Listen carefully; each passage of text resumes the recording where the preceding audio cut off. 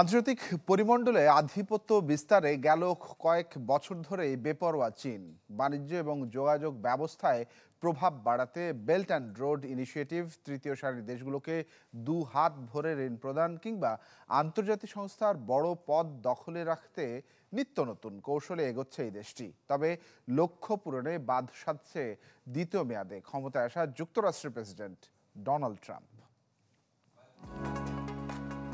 Belt and road initiative BRI এর মাধ্যমে বিভিন্ন দেশকে উন্নয়নে ঋণ দিয়ে স্বার্থের প্রতি আনুগত্য নিশ্চিত করার কাজ চালিয়ে আসছিল চীন।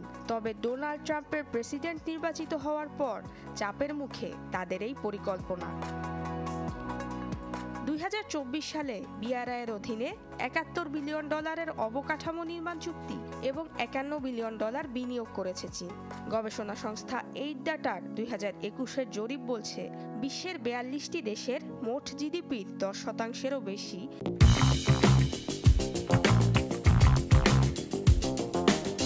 চীনের ঋণে ডুবে আছে।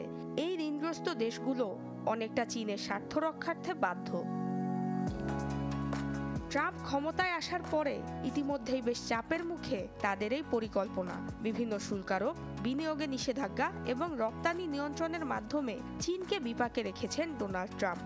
কিন্তু এই মুহূর্তে যুক্তরাষ্ট্রের সাথে যে কোনো সামরিক দ্বন্দ্বে চীনের ব্যবসা বাণিজ্য এবং অর্থনৈতিক স্থিতিশীলতা দুটিই ক্ষতিগ্রস্ত হবে।